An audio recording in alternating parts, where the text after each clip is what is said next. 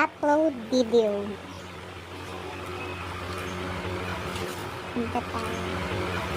Punta tayo sa i-upload natin yung video. Create title, before and after.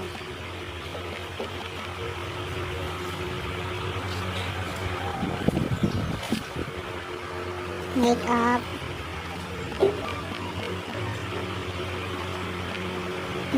transformation. Makeup transformation.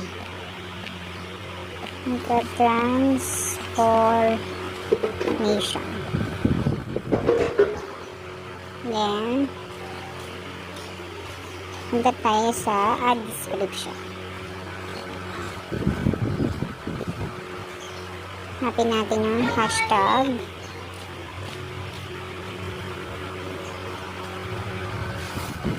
Makeup. Hashtag. Makeup transformation.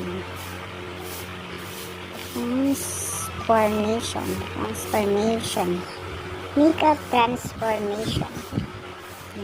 Meron na tayong title. Then, private po natin muna yung ating video. Yan, naka-private na. Then, wait po natin siyang ma-upload bago tayo gumawa ng premiere or ng schedule. Wait lang po. Upload po muna natin ang ating video. Upload. Yes. No, it's not made for kids.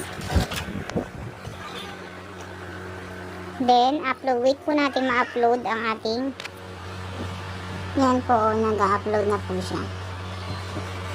Wait lang po natin matapos yung uploading bago tayo pumunta sa, bago po natin i-public yung ating video. At iset natin para sa premiere. Bago tayo maglagay ng oras. Sobrang bilis niya po. Sobrang bilis niya po mag-set ng oras at mag-premiere pag naka-private na po yung video. Kasi, uploading na po lahat ng video. Unlike po dun sa isang process ng pag-premiere na pag na-close niyo yung cellphone niyo, may incomplete na po yung uploading. Hindi po siya ma-upload at hindi magagana yung inyong premiere video.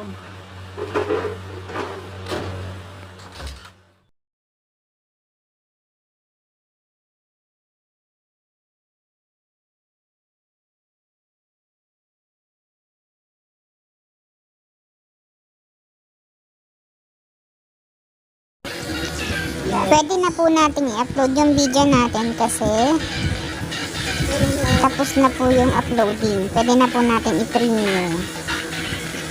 Punta na po tayo sa YT Studio.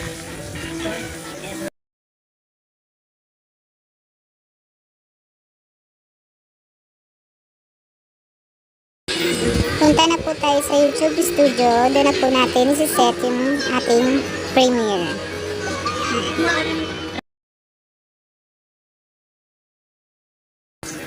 Pwede na po natin i-set up yung premiere natin kasi complete uploading na po siya.